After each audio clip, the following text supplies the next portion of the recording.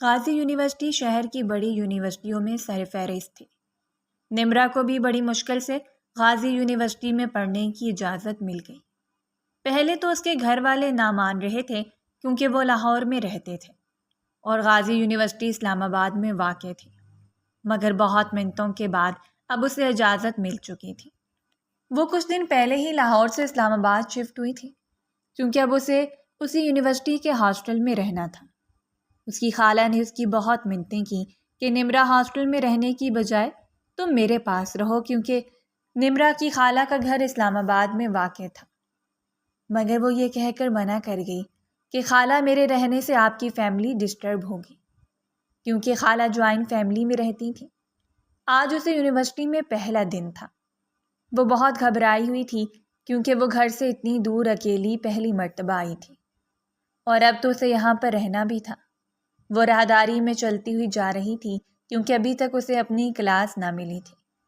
وہ سر جھکائے بس اپنی ہی دھن میں چلتی جا رہی تھی کہ اچانک سے وہ کسی سے ٹکرا گئی۔ اس نے اوپر دیکھا تو وہ ایک خوبرو نوجوان تھا۔ شرم نہیں آتی کسی لڑکی سے یوں جان بوجھ کر ٹکراتے ہوئے؟ وہ چلاتے ہوئے بولی، ارے میڈم، آپ ہی نیچے دیکھ رہی تھیں، آپ کی غلطی ہے، آپ ہی مجھ سے ٹکرائی ہیں۔ آگے سے اس نوجوان نے بھی غصے سے جواب دیا، ٹھیک ہے، اگر میں نیچے دیکھ رہی تھی تو آپ کہاں دیکھ رہے تھے؟ آپ بھی تو سامنے سے ہٹ سکتے تھے نا۔ اس کی یہ بات سن کر شامیر کا کردار کو اور زیادہ غصہ آیا کہ اپنی غلطی ماننے کی بجائے دوسروں پر الزام عائد کر رہی ہے۔ محترمہ، غلطی آپ کی ہے، آپ آ کر مجھ سے ٹکرائیں، میں تو اپنی ہی سیدھ میں چلتا آ رہا تھا، مجھے کیا پتا تھا آپ آ کر مجھے ٹکر مار دیں گی۔ بحث اب بڑھ چکی تھی۔ ایک طرف سے نمرا جواب دیتی اور دوسری طرف سے شامیر، جان چھوڑے میری، آپ جیسے لڑکوں کو تو لڑکیوں سے بات کرنے کا موقع چاہیے ہوتا ہے، نمرا نے طنزیہ لہجے میں کہا۔ یہ سن کر تو شامیر کاٹدار کے تن بدن میں آگ لگ گئی۔ یہ بار بار آپ مجھے بدتمیز ہونے کا طعنہ کیوں دے رہی ہیں؟ میں تو آج آپ سے پہلی مرتبہ ملا ہوں اور آپ تو مجھے ایسے سنائی جا رہی ہیں جیسے میں نے کئی بار آپ سے بدتمیزی کی ہو۔ آپ جیسے لڑکوں کو میں اچھی طرح جانتی ہوں، جو پہلے لڑکیوں سے ٹکراتے ہیں اور پھر ان سے دوستی کرنے کا موقع ڈھونڈتے رہتے ہیں۔ نمرا نے چڑھ کر کہا، محترمہ، آپ جیسی لڑکیوں کو بھی میں اچھے سے جانتا ہوں، جو کبھی گھر سے نہیں نکلتی اور جب نکلیں تو اپنے ہوش و حواس میں نہیں ہوتی اور ایسے گھبرائی ہوئی پھرتی ہیں جیسے کسی اور سیارے پر پہنچ گئی ہوں۔ شامیر کی بات نے نمرا کو مزید غصہ دلا دیا۔ میں آپ کی شکایت پرنسپل صاحب سے کروں گی اور آپ کو اس کالج سے نکلوا کر رہوں گی، پھر ڈھونڈتے رہیے گا کوئی اور کالج، بلکہ آپ جیسے لڑکوں کو تو پڑھنے کی کوئی فکر ہی نہیں ہوتی۔ اگر کسی دوسرے کالج میں داخلہ نہ بھی ملے تو آپ کو کوئی فرق نہیں پڑے گا۔ یہ کہہ کر وہ وہاں سے چلتی بنی کیونکہ اسی میں ہی اس کی عافیت تھی۔ وہ سمجھ چکی تھی کہ وہ اس لڑکے سے بحث نہیں کر سکتی کیونکہ وہ بھی آگے سے بحث کرنے پر اتر آیا تھا۔ اسے یوں جاتا دیکھ کر شامیر کو غصہ تو بہت آیا، مگر وہ کچھ نہ کر سکا اور وہ بھی اپنے راستے چل دیا۔ نمرا اب اپنی کلاس ڈھونڈ چکی تھی۔ وہ جیسے ہی کلاس میں گئی تو اتنے سارے لڑکوں کو دیکھ کر بہت زیادہ گھبرا گئی، کیونکہ آج تک اس نے ایسے ہی کالجز میں پڑھا تھا جہاں پر کوئی ایجوکیشن نہ تھی، بلکہ صرف لڑکیاں ہی ہوتی تھیں۔ لیکن اب یہاں پر حالات مختلف تھے، مگر اس نے خود کو سنبھالتے ہوئے سوچا کہ اگر اتنے سارے لڑکے موجود ہیں تو بہت سی لڑکیاں بھی تو اسی کلاس روم میں بیٹھی ہیں۔ وہ جا کر لڑکیوں والی سائڈ پر بیٹھ گئی۔ تھوڑی دیر بعد کلاس روم میں ایک شخص آتا دکھائی دیا۔ اسے دیکھ کر کچھ لڑکیوں نے اسے سلام کیا اور کچھ خاموش بیٹھے رہے۔ جیسے ہی نمرا نے اس کی طرف دیکھا تو وہ کوئی اور نہیں بلکہ شامیر کاٹدار تھا۔ پہلے تو نمرا کا دماغ چکرا گیا کہ آخر یہ یہاں کیوں آیا ہے اور سب اسے سلام کیوں کر رہے ہیں، مگر اگلے ہی لمحے جب اس نے بورڈ مارکر اٹھا کر بورڈ پر کچھ لکھنا شروع کیا تو نمرا کی جان ہی نکل گئی، کیونکہ وہ کوئی اسٹوڈنٹ نہیں بلکہ پروفیسر تھا۔ وہ اب بورڈ پر کچھ سمجھا رہا تھا مگر نمرا کا دماغ تو کہیں اور گیا ہوا تھا۔ وہ سر جھکائے بیٹھی تھی کہ اچانک سے کسی نے اس سے بلایا، بلیک اسکارف، آپ کھڑی ہو جائیں۔ پہلے اسے لگا کہ اسے نہیں بلایا جا رہا، مگر جب اس نے دیکھا کہ وہی بلیک سکارف لیے ہوئے ہے تو وہ جلدی سے کھڑی ہو گئی۔ اس کا سانس اسے رکتا ہوا محسوس ہو رہا تھا۔ آپ کن خیالات میں گم ہیں؟ یہاں پر پڑھنے کے لیے آئی ہیں یا سیر سپاٹا کرنے؟ شامیر کردار کی بات پر وہ چپ چاپ کھڑی رہی کیونکہ اس کے پاس کوئی جواب نہ تھا۔ کچھ دیر کھڑا رہنے کے بعد سوری کہنے لگی۔ سوری سنتے ہی شامیر کاردار نے اسے بیٹھنے کا کہہ دیا۔ وہ جلدی سے اپنی سیٹ پر ڈھہ جانے کے انداز میں بیٹھی۔ اسے شامیر پر بہت غصہ آ رہا تھا کہ صبح کی لڑائی کا بدلہ اس نے کس چالاکی سے لیا ہے۔ اب اسے یونیورسٹی میں کچھ دن ہو چکے تھے۔ آج کے بعد اس کا شامیر کاردار سے کوئی سامنا نہ ہوا۔ وہ حیران تھی کہ آخر یہ کیسا ٹیچر ہے جو ایک دن پڑھانے کے لیے آیا اور پھر غائب ہو گیا۔ پھر ایک لڑکی سے پوچھنے پر معلوم ہوا کہ شامیر چھٹیوں پر گیا ہوا ہے۔ یہ سنتے ہی اس نے سکھ کا سانس لیا کہ چلو جان چھوٹی، کیونکہ اس دن کے واقعے کے بعد وہ بہت پریشان تھی کہ کہیں وہ اسے کالے سے نکلوا ہی نہ دے، مگر ایسا کچھ نہ ہوا تھا۔ کچھ دن بعد شامیر واپس یونیورسٹی آ چکا تھا۔ نمرا اسے اچانک یونیورسٹی میں دیکھ کر پریشان ہو گئی، مگر پھر اس نے سوچا کہ آخر میں کیوں پریشان ہو رہی ہوں، میرا اسے کیا لینا دینا۔ بس ایک چھوٹی سی بحث ہی تو تھی جو اب ختم ہو چکی ہے، مگر یہ اس کی بھول تھی کیونکہ شامیر کاردار کا دور دور تک بھلانے کا کوئی ارادہ نہ تھا۔ اگلے روز نمرا اپنی کچھ دوستوں کے ساتھ گراؤنڈ میں بیٹھی پڑھ رہی تھی کہ اچانک ان کے گروپ کو کسی نے مخاطب کیا۔ سبھی ایک دوسرے کی طرف ناسمجھی کے عالم میں دیکھنے لگے اور پھر کندھے اچکاتے ہوئے سب اٹھ کھڑے ہوئے۔ سر شامیر ایک جوان اور خوبصورت شخصیت کے مالک تھے۔ لگ بھگ ان کی عمر اس گروپ کے تمام لڑکے لڑکیوں کی جتنی ہی ہوگی، یا شاید وہ ان سے 1-2 سال بڑے ہوں، لیکن ان کی فہم و فراست، ان کی پڑھائی، ان کی ذہانت ان سب لوگوں سے بہت اعلیٰ تھی۔ یہی وجہ تھی کہ وہ اپنی محنت کے بلبوتے پر یہاں تک پہنچے تھے۔ وہ ایک امیر زادے تھے لیکن سلجھے ہوئے تھے۔ انہوں نے جو بھی آج تک حاصل کیا تھا وہ اپنی محنت کے بلبوتے پر کیا تھا۔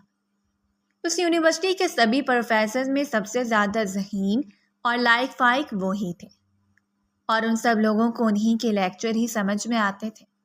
یہی وجہ تھی کہ سبھی شاگرد ان کی بڑی عزت کرتے تھے۔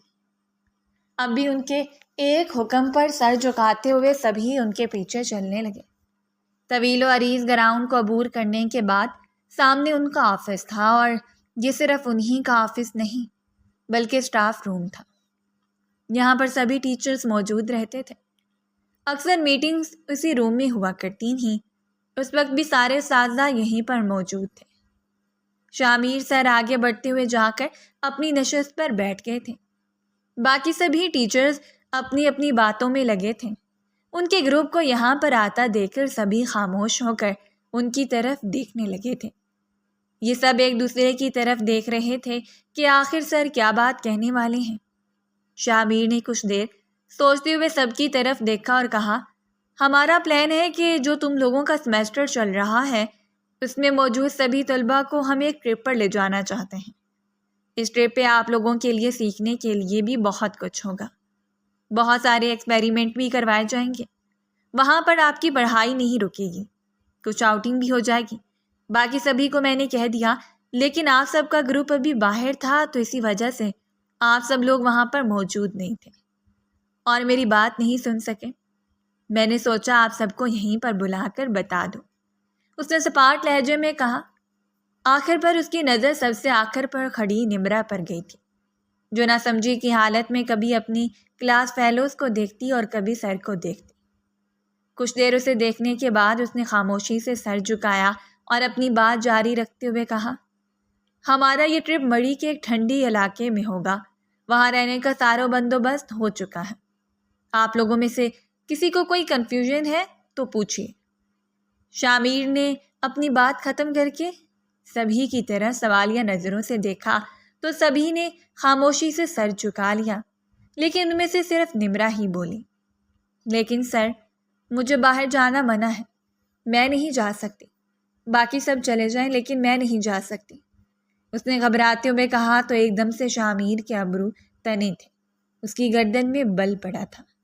اس نے ایک دم سے اپنا سر اٹھایا اور اس کی طرف سوالیہ نظروں سے دیکھا اور کہنے لگا، دیکھیں مس نمرا، آپ کو گھر سے اجازت ہے یا نہیں، یہ آپ کا مسئلہ ہے۔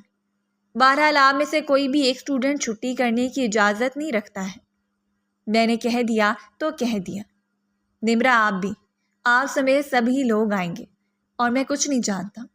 میرے سامنے چاہے آپ سب لوگ ICU میں بھی پڑے ہوں گے تو بھی لازمی آئیں گے۔ Is that clear?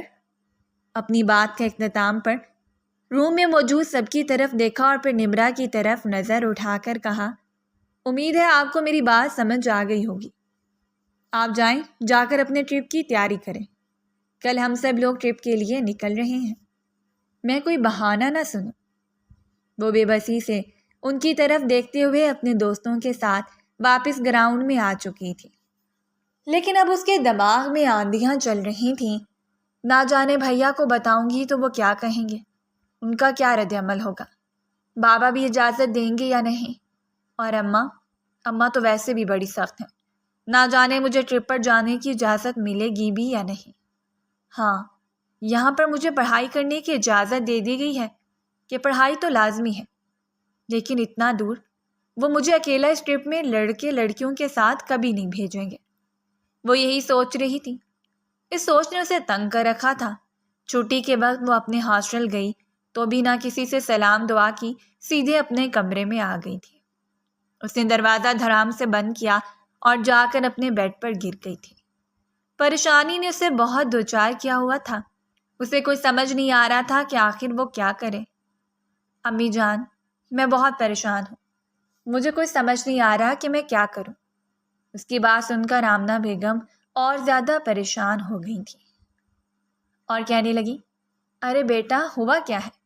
بتاؤ تو صحیح، مجھے پریشانی ہو رہی ہے، پہلے تو ایسا کبھی نہیں ہوا۔ آمنہ بیگم کی یہ بات سن کر وہ ایک دم سے بولی، کہنے لگی، اماں آپ میری پریشانی حل کر دیں گی، آپ بہت اچھی امی ہیں نا۔ امی، ہماری یونیورسٹی کا ٹرپ باہر جا رہا ہے، بس 1 ہفتے کی بات ہے۔ وہاں پر ہمیں بہت کچھ سکھایا جائے گا ہماری پڑھائی کے حوالے سے، وہاں پر بہت کچھ ہوگا۔ ہمارے سارے یونیورسٹی کے شاگرد بھی، میرے کلاس فیلوز جا رہے ہیں۔ مجھے سر نے کہا ہے کہ مجھے لازمی جانا ہے۔ ارے بیٹا، تمہیں اپنے بابا اور بھیا کا پتہ تو ہے، کتنی مشکل سے تو وہ تمہاری یونیورسٹی کے لیے مانے تھے، مگر اب وہ اس ٹرپ کے لیے ہرگز نہ مانیں گے۔ آمنہ بیگم کی بات سن کر نمرا کی رہی صحیح امید بھی ٹوٹ گئی۔ ماں کی یہ بات سن کر اس کے چہرے پر ایک دم سے اداسی چھائی تھی۔ اس کی آنکھیں آنسوؤں سے بھرنے لگی تھیں۔ امی، میں بھی نہیں جانا چاہتی۔ میں نے سر کو بولا تھا کہ مجھے گھر سے اجازت نہیں ہے، لیکن انہوں نے بڑی سختی سے کہا ہے کہ وہ کسی طور پر میرا کوئی بہانہ نہیں سنیں گے۔ ٹرپ میں ہماری کلاس میں سے کوئی بھی چھٹی نہیں کر سکتا۔ امی کچھ کرے نا۔ اس کی ماں کچھ دیر تو چپ رہی، مگر پھر تھوڑی دیر بعد کہنے لگی کہ بیٹا ٹھیک ہے، میں تمہارے بابا سے بات کروں گی، اگر وہ مان گئے تو وہ تمہارے بھائی کو بھی منا لیں گے۔ ماں کے منہ سے مثبت جواب سن کر وہ بے تحاشا خوش ہوئی تھی۔ خوش دلی سے وہ اپنے واش روم کی طرف بڑھ گئی، کیونکہ وہ جب یونیورسٹی سے واپس آئی تھی تو اسے نہانا تھا، مگر اس نے سوچا کہ پہلے امی سے بات کر لوں، اور پھر جب باہر نکلی تو ہنستی کھلکھلاتی وہی پررونق چہرہ لیے خوش باش سی نمرا تھی۔ نہانے کے بعد اب وہ سو چکی تھی، کیونکہ اسے بہت نیند آ رہی تھی۔ جب 2-3 گھنٹے بعد وہ اٹھی اور فون چیک کیا تو اس کی امی کی بہت زیادہ کالز آئی ہوئی تھیں۔ پہلے تو وہ ڈر گئی کہ امی نے جانے کے لیے منع تو نہیں کر رہی، مگر پھر جلدی سے امی کو کال ملانے لگی۔ آگے سے امی نے کال اٹھائی تو وہ جلدی سے پوچھنے لگی کہ امی بتائیں نا، آپ مجھے کیوں کال کر رہی تھیں؟ کیا بابا نے اجازت نہیں دی؟ اس کی بات سن کر آمنہ بیگم بولی، بیٹا ذرا صبر رکھو، تمہارے لیے خوشی کی خبر ہے، تمہارے بابا مان گئے ہیں۔ یہ سن کر تو نمرا کی خوشی کا کوئی ٹھکانہ ہی نہ رہا۔ امی، آپ نے کیسے منایا بابا کو؟ وہ کیسے اتنی جلدی مان گئے؟ تو آمنہ بیگم بولی کہ بیٹا، میں نے ان سے کہا کہ تمہاری پڑھائی کا حرج ہوگا، کیونکہ تم پڑھائی کے سلسلے میں ہی وہاں جا رہی ہو، اور پھر کسی کو چھٹی کرنے کی اجازت بھی نہیں، تو وہ مان گئے۔ مگر تمہارا بھائی نہ مان رہا تھا، لیکن تمہارے بابا کے کہنے پر وہ بھی خاموش ہو گیا۔ امی کی بات سن کر تو نمرا خوشی سے اچھل پڑی۔ امی، آپ نے میرا بہت بڑا کام کیا ہے، آپ دنیا کی سب سے اچھی امی ہیں۔ پھر کچھ باتیں کرنے کے بعد وہ امی کو اللہ حافظ کہہ چکی تھی، کیونکہ اب اسے پیکنگ بھی کرنی تھی۔ لیکن پیکنگ کرنے سے پہلے اس نے سوچا کہ پہلے اپنی فرینڈز کے واٹس ایپ گروپ میں اطلاع دے دیں۔ وہ بے حد خوش تھی۔ اس نے اپنا موبائل اٹھایا اور اس میں کچھ ٹائپ کرنے لگی۔ اس نے مسکراتے ہوئے ٹائپنگ کی اور گروپ میں میسج سینڈ کر دیا۔ میسج میں لکھا، الحمدللہ میں اب ٹرپ کے ساتھ کل لازمی چلوں گی۔ ساتھ ہی اس نے مسکرانے والا ایموجی لگایا تو اس کے تمام دوستوں کے میسج اسے وصول ہونے لگے۔ سبھی لوگ بہت خوش تھے کہ نمرا بھی ان لوگوں کے ساتھ آ رہی ہے۔ وہ بہت خوش تھی۔ دوسرے روز صبح سویرے اس نے اپنا سامان پیک کیا اور ہاسٹل سے یونیورسٹی کی طرف نکل آئی تھی۔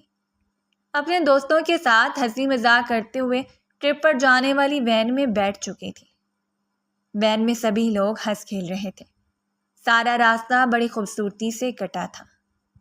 ایسے میں بار بار کسی کی نگاہیں نمرا کی طرف اٹھی تھیں اور وہ کسی کی نگاہوں کو بار بار اپنے اوپر محسوس کرتی تھی۔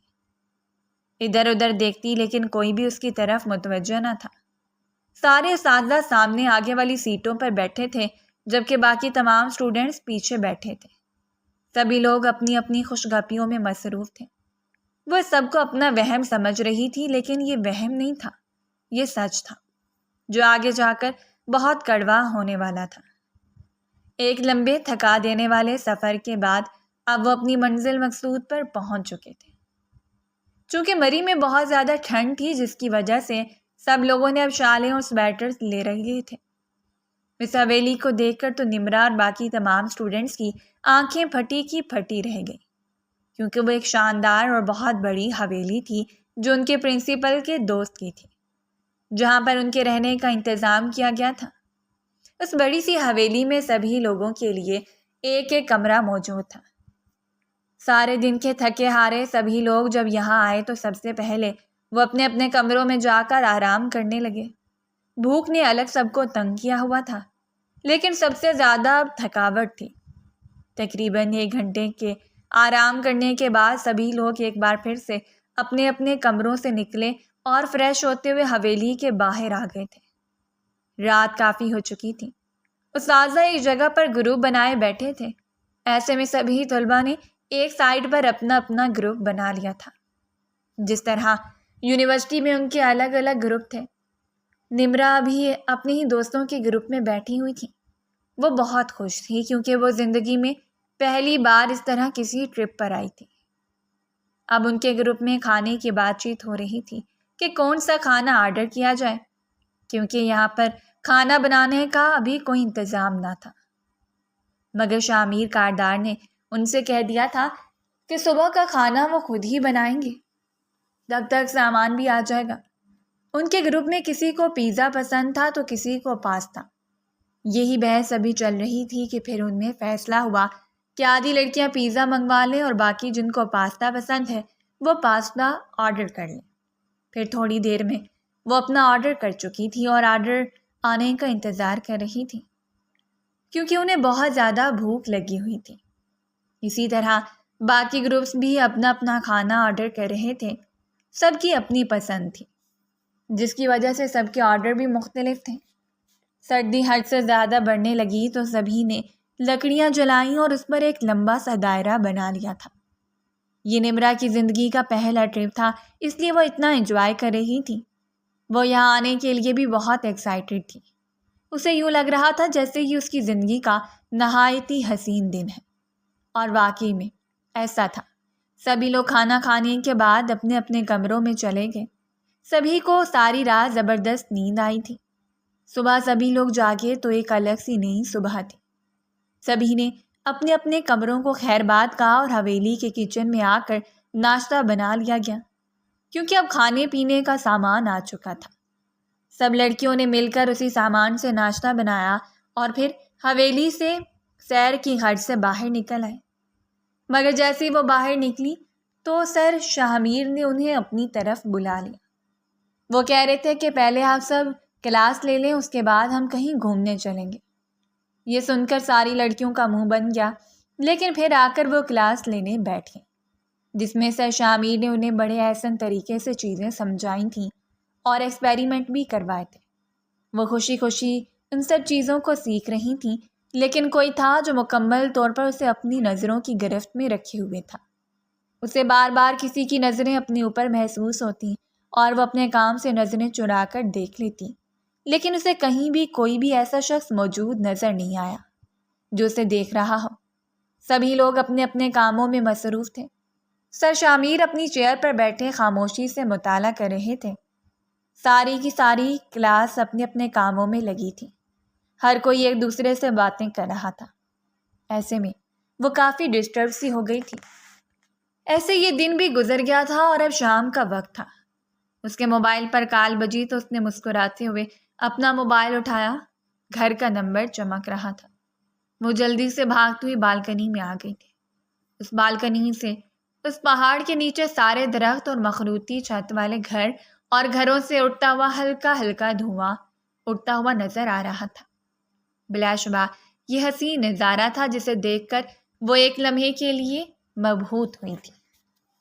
پھر کچھ لمحوں بعد اس نے موبائل کان سے لگایا اور اپنی ماں کی آواز سنی۔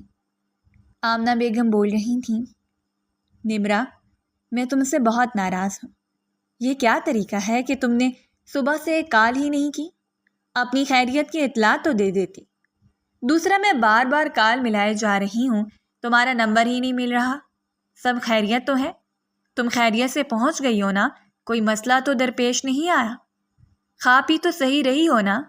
کال اٹھاتے ہی آمنہ بیگم کے منہ سے یہ ساری فکر مندی کی باتیں شروع ہو گئی تھیں، اور وہ ان باتوں کو مسکرا مسکرا کر ہاں میں سر ہلا رہی تھی اور انہیں جواب دے رہی تھی۔ باہر کے مناظر کا ایک خوبصورت منظر تھا۔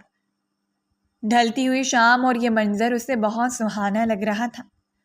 آدھا گھنٹہ ماں کے ساتھ گفتگو کرنے کے بعد اس نے موبائل کو اپنے پرس میں رکھا اور یہیں بالکنی میں کھڑی ہو گئی تھی۔ اسے کچھ اتا پتہ نہیں تھا لوگ کہاں آ جا رہے تھے، لوگ کیا کر رہے تھے اور کیا نہیں۔ سب لوگ اپنے اپنے کمروں میں چلے گئے یا نہیں، اس نے خود کچھ کھایا پیا یا نہیں، بس اس بالکنی سے نظر آنے والے نظارے نے اسے اپنے حصار میں لے رکھا تھا۔ وہ اس کے احساس سے باہر نہیں آ پا رہی تھی۔ شام آہستہ آہستہ رات میں بدلنے لگی تو یہ منظر بھی دھندلانے لگا تھا، لیکن یہاں کی تنہائی نے اسے اپنا گرویدہ کر رکھا تھا۔ یہاں سے جانے کا اس کا دل نہیں کر رہا تھا۔ باہر سے آتی ہوئی ٹھنڈی ٹھنڈی ہوائیں اس کے چہرے کو چھو رہی تھیں۔ چہروں پر آتی ہوئی بکھری زلفیں ہلتی جاتی اور اس کا حسن مزید کسی پری کے حسن کے برابر لگتا۔ وہ خاموشی سے بس سامنے کے نظارے کو دیکھتی جا رہی تھی کہ تبھی آہستگی سے پیچھے سے کسی کی آہٹ سی محسوس ہوئی، اور اس سے پہلے کہ وہ مڑ کر دیکھتی کسی نے اس کے منہ پر ہاتھ رکھ لیا۔ یہ کوئی رومال والا ہاتھ تھا۔ اس نے خود کو بچانے کی ہر ممکن کوشش کی، لیکن وہ بچ نہ پائی، اور آخر کار وہ رومال اس کے ناک پر لگا اور پھر ایک دم سے وہ بے ہوش ہو گئی۔ اور اب جب اس کی آنکھ کھلی تھی تو وہ ایک اندھیرے کمرے میں قید تھی۔ روشن دان سے ہلکی ہلکی روشنی باہر چھلک رہی تھی، جسے وہ یہ سمجھ چکی تھی کہ وہ کہیں پر موجود ہے۔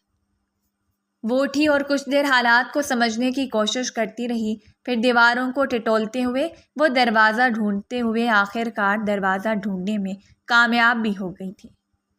اور اس سے پہلے کہ وہ دروازہ کھٹکھٹاتی اور چیختی چلاتی کہ مجھے باہر نکالو، تبھی دروازہ کھلا۔ کمرے میں ایک دم سے روشنی چھا گئی۔ اتنی ساری روشنی کو اندر آتے دیکھ کر اس کی آنکھیں میچ گئی تھیں۔ اس نے اپنے دونوں ہاتھ اپنی آنکھوں پر رکھے اور آہستگی سے جب ہٹائے تو سامنے سر شامیر کو دیکھا۔ ایک دم سے چلائی تھی، شکر ہے سر آپ یہاں آ گئے۔ سر میں کہاں ہوں؟ آپ مجھے یہاں سے لے جائیے۔ مجھے یقین تھا یہاں پر مجھے کوئی بچانے کے لیے ضرور آئے گا۔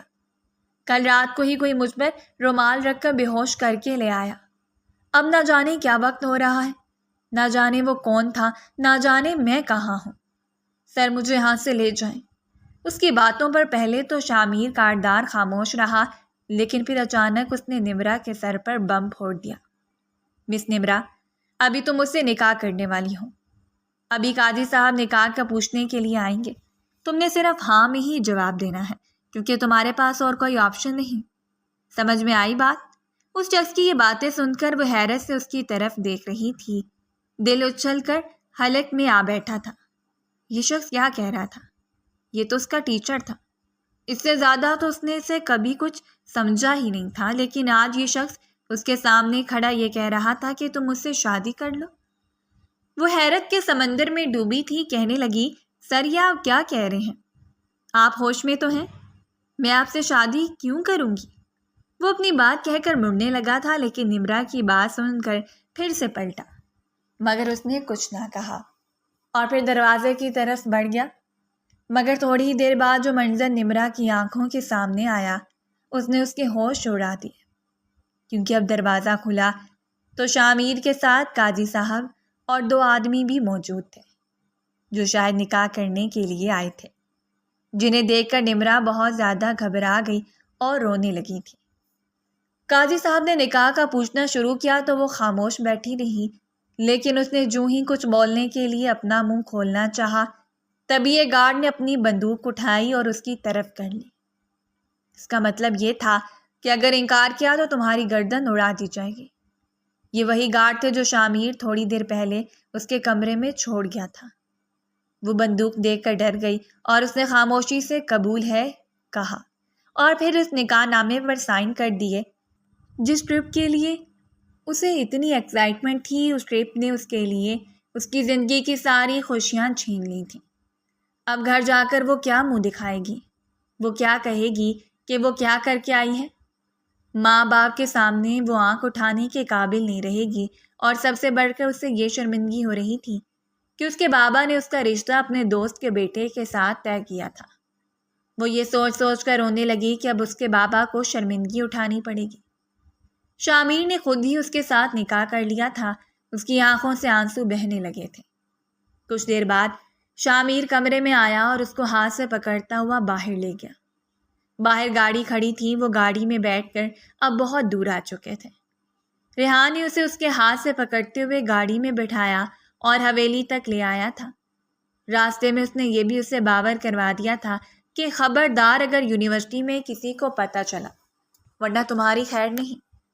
وہ حیران پریشان بیٹھی تھی۔ اس کے بولنے کی صلاحیت ہی ختم ہو چکی تھی۔ اس کی آنکھوں سے بس کھارا پانی نکل رہا تھا جو رکنے کا نام ہی نہ لے رہا تھا، جبکہ اس کے ساتھ بیٹھا ملک شامیر کاردار بڑا خود غرض دکھائی دے رہا تھا۔ اسے رہ رہ کر اس پر غصہ آ رہا تھا۔ وہ سوچ رہی تھی کہ آخر میں نے ان کا کیا بگاڑا ہے جو انہوں نے مجھ پر اتنا بڑا ظلم کیا۔ میں تو یونیورسٹی آنے سے پہلے انہیں جانتی تک نہ تھی۔ یہ بات الگ تھی کہ وہ یونیورسٹی میں بھی ہر بات پر اسے روک ٹوک دیا کرتا تھا، لیکن اس روک ٹوک کا وہ بس ٹیچر اور اسٹوڈنٹ کے درمیان ہونے والی بانڈنگ سمجھ کر خاموش ہو جاتی تھی۔ لیکن آج تو شخص نے حد ہی کر دی تھی۔ اس کی آنکھیں آنسوؤں سے تر تھیں۔ نہ جانے یہ سفر کیسے کٹا تھا اور کیسے وہ اس گھر تک آ گئی تھی، اس حویلی نما گھر جب اسے ویران گھر لگ رہا تھا۔ وہ مرے مرے قدموں کے ساتھ اپنے کمرے میں آئی تو اس کی دوست اس کی منتظر بیٹھی تھی۔ کہنے لگی، ارے یار تم کہاں چلی گئی تھی رات میں نے تمہیں ساری حویلی میں ڈھونڈا، نہ جانے تم کہاں تھی۔ شکر ہے کہ اب تم مجھے دکھائی دی۔ چلو مجھے یہ بتاؤ کہ آج کہاں جائیں گے؟ آج سر نے ہمیں چھٹی دے دی ہے۔ انہوں نے کہا ہے کہ اپنی مرضی سے ہم لوگ جہاں جانا چاہیں جا سکتے ہیں۔ اب تم مجھے بتاؤ کہ کہاں جائیں گے؟ اس نے اپنے آنسو صاف کیے اور اس کی طرف نارمل انسان کی طرح دیکھا اور کہا، مجھے کہیں نہیں جانا، مجھے آرام کرنا ہے۔ تمہیں جہاں جانا ہے تم چلی جانا، خدا کے لیے مجھے اکیلا چھوڑ دو۔ اس کے جواب پر ثانیہ بہت حیران ہوئی کہ آخر نمرا کو کیا ہوا ہے۔ شام تک تو یہ ہنس کھیل رہی تھی اور پھر اچانک سے غائب ہو گئی، اور اب جب واپس آئی ہے تو یہ ایسا کیوں کہہ رہی ہے؟ ثانیہ کہنے لگی کہ نمرا آخر تمہیں کیا ہوا ہے؟ تم ایسا کیوں کہہ رہی ہو؟ کچھ تو بتاؤ، آخر کیا پریشانی ہے؟ مگر نمرا نے اسے یہ کہہ کر چپ کرا دیا کہ میری طبیعت ٹھیک نہیں ہے، پلیز مجھے آرام کرنے دو۔ اگر تم میری اچھی دوست ہو تو مجھے کچھ دیر کے لیے اکیلا چھوڑ دو۔ ثانیہ اس کی یہ بات سمجھ کر خاموشی سے باہر نکل گئی۔ وہ حیران تھی کہ اسے کیا ہو گیا ہے، جبکہ اس کی آنکھیں آنسوؤں سے تر تھیں۔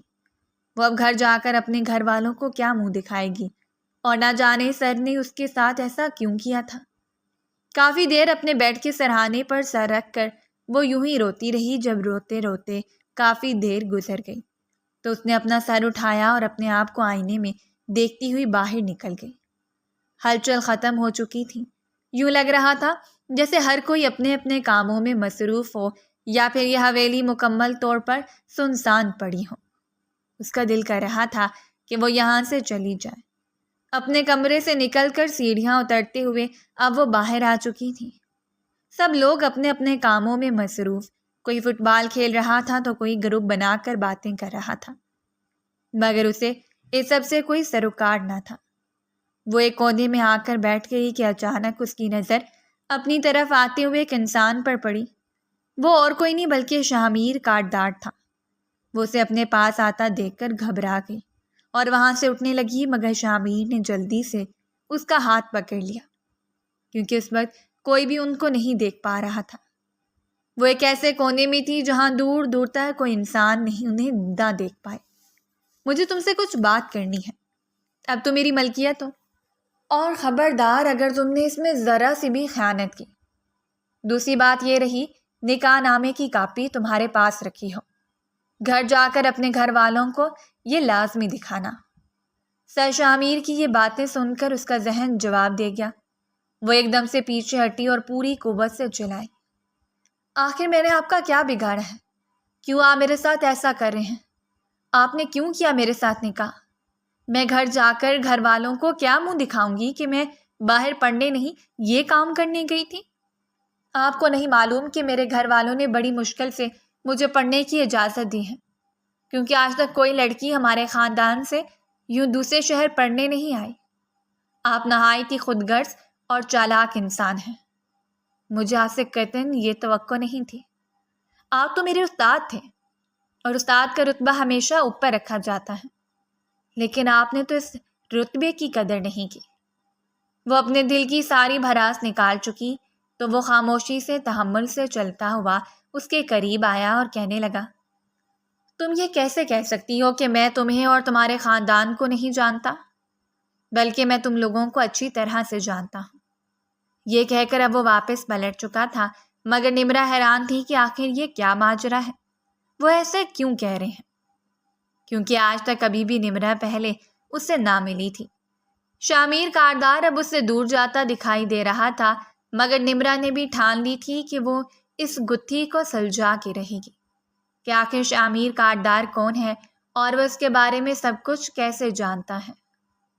شام کو جب وہ اپنے کمرے سے باہر نکل آئی تو اس نے دیکھا کہ شامیر حویلی کے باہر بنے باغیچے میں کرسی پر بیٹھا کوئی کتاب پڑھ رہا تھا۔ وہ جلدی سے اس کے پاس آئی اور اسے کہنے لگی، کیا آپ نے اس وقت وہ بات کیوں کی؟ آپ کیا جانتے ہیں ہمارے خاندان کے بارے میں، اور آپ نے میرے ساتھ ایسا کیوں کیا؟ نے ایک ہی سانس میں اتنے سارے سوال کر ڈالے تھے۔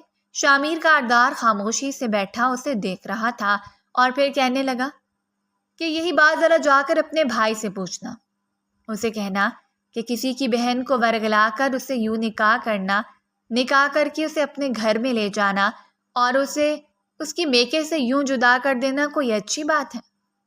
ذرا اپنے بھائی سے جا کر پوچھو یہ بات۔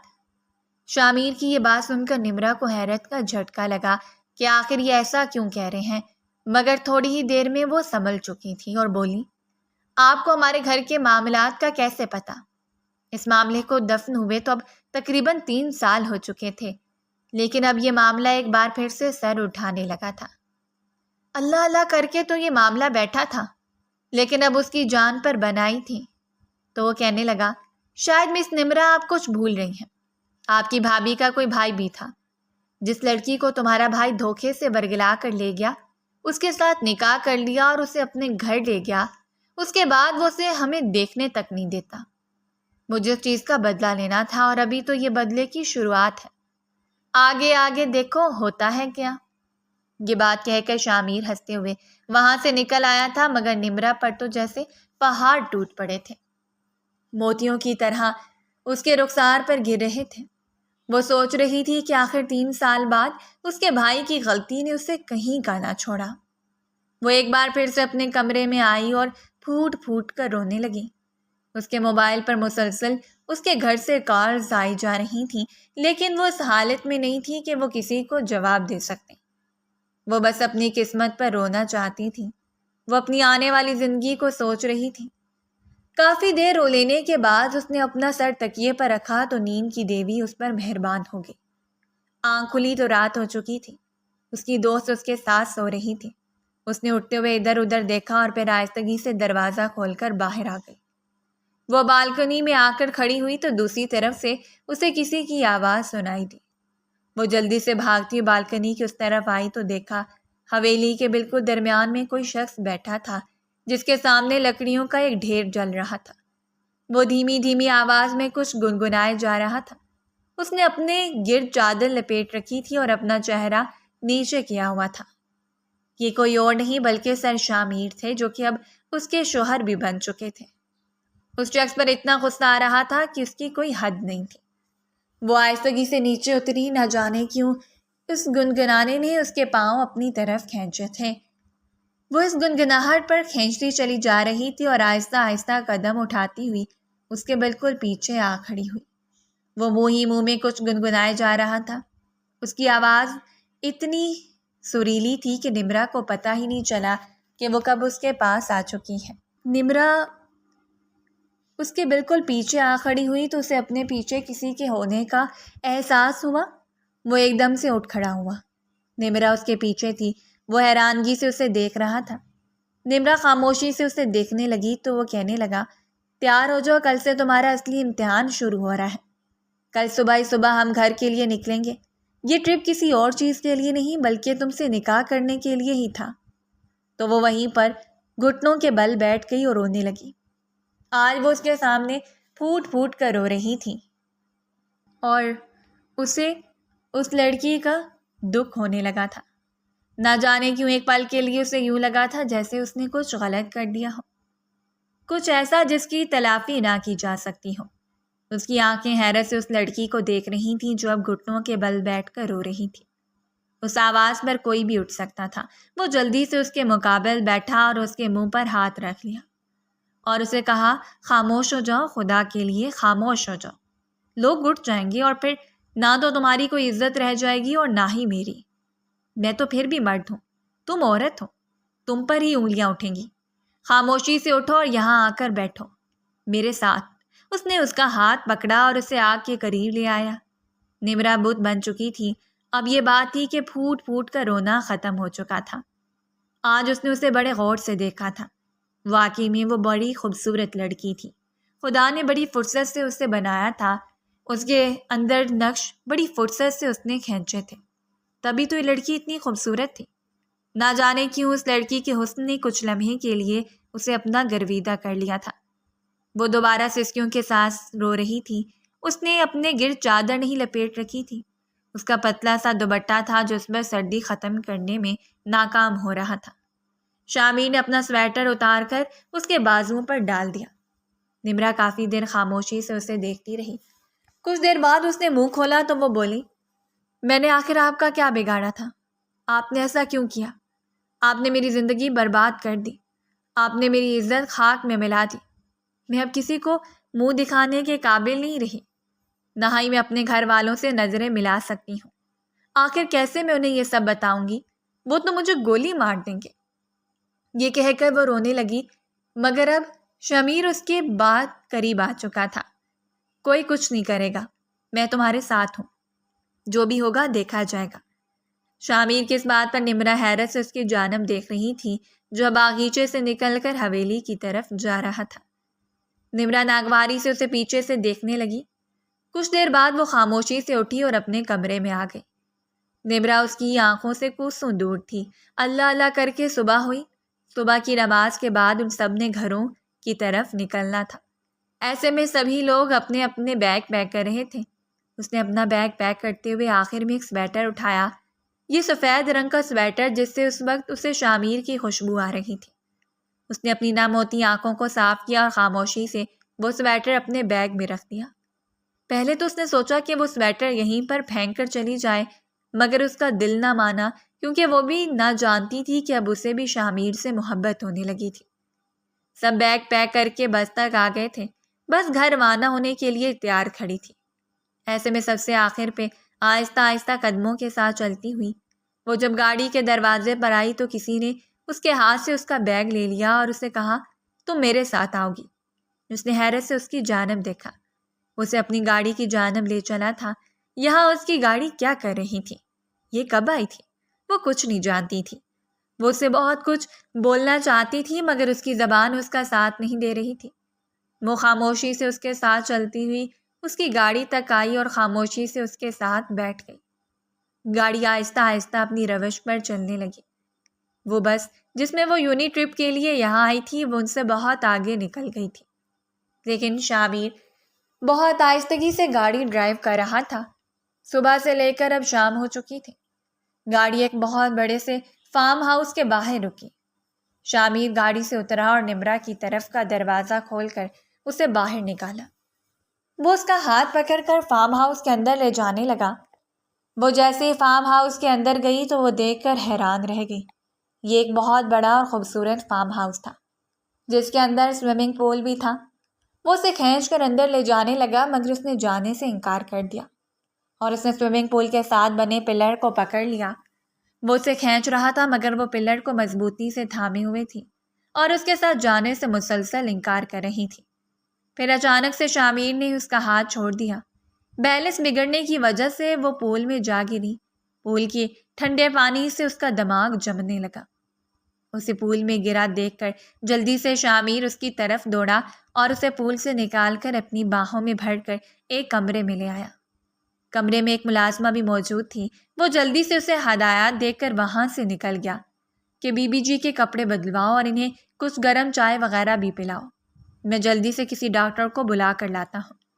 تھوڑی دیر بعد جب شامیر واپس آیا تو اس کے ساتھ ایک ڈاکٹر بھی تھا۔ ڈاکٹر نے آ کر نمرا کو چیک کیا، پھر شامیر کو بتانے لگا کہ سردی کی وجہ سے انہیں بخار ہو گیا ہے۔ آپ انہیں کھانے کے لیے زیادہ سے زیادہ گرم چیزیں دیں اور یہ اپنے کمرے سے باہر نہ نکلیں کیونکہ باہر بہت زیادہ ٹھنڈ ہے۔ ڈاکٹر یہ ہدایات دے کر چلا گیا۔ ملازمہ بھی اب کمرے سے باہر جا چکی تھی۔ اب وہ دونوں کمرے میں اکیلے تھے۔ نمرا اس سے کوئی بات نہ کر رہی تھی اور ایک جانب منہ پھیرے لیٹی ہوئی تھی۔ تھوڑی دیر بعد کمرے میں کچھ لوگ آتے دکھائی دیے۔ پہلے تو نمرا نے ان کی طرف نہ دیکھا مگر جب اس نے اپنے بابا کی آواز سنی تو اسے ٹھنڈے پسینے آنے لگے کیونکہ وہاں پر اس کے بابا، بھائی اور اس کی ماں اور بھابھی بھی موجود تھیں۔ وہ انہیں یہاں دیکھ کر بہت ڈر گئی مگر اس کی آواز نہ نکل پا رہی تھی۔ وہ کچھ بولنا چاہتی تھی مگر ایسا معلوم ہوتا کہ آواز اس کے حلق میں ہی اٹک گئی ہے۔ بابا اس کے پاس آئے اور اس کا ہاتھ پکڑ کر کہنے لگے کہ بیٹا تمہاری کوئی غلطی نہیں ہے، تم کیوں ڈر رہی ہو؟ ساری غلطی تو تمہارے بھائی کی تھی جس نے شامیر کی بہن کو گھر سے بھگایا تھا۔ یہ سن کر نمرا کا بھائی بھی اس کی طرف بڑھا اور کہنے لگا کہ نمرا مجھے معاف کر دو، میری وجہ سے تمہیں اتنی تکلیف اٹھانی پڑی۔ نمرا انہیں یہاں دیکھ کر حیران ہوئی کہ آخر وہ لوگ یہاں کیسے پہنچے تو اس کی امی کہنے لگیں کہ بیٹا ہمیں شامیر نے سب کچھ بتایا ہے اور ہم نے اسے معاف بھی کر دیا ہے کیونکہ اس کی کوئی غلطی نہیں۔ پہلی غلطی تو تمہارے بھائی کی تھی مگر جب شامیر نے ہمیں بتایا کہ وہ کسی بدلے کے تحت نہیں بلکہ تم سے پیار کرنے کی وجہ سے شادی کرنا چاہتا ہے تو ہم بھی مان گئے کیونکہ اسے اچھا داماد ہمیں اور کہیں نہیں ملنا۔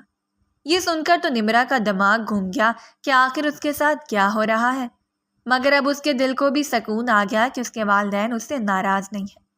اور یہ سن کر تو اس کی خوشی کا کوئی ٹھکانہ ہی نہ تھا کہ شامیر اس سے محبت کرتا ہے، کیونکہ وہ تو آج تک یہی سمجھ رہی تھی کہ شامیر نے اپنی بہن کا بدلہ لینے کے لیے اس سے شادی کی ہے۔ اب وہ بہت خوش تھی کہ جس سے وہ محبت کرنے لگی تھی وہ بھی اس سے اتنی ہی محبت کرتا ہے۔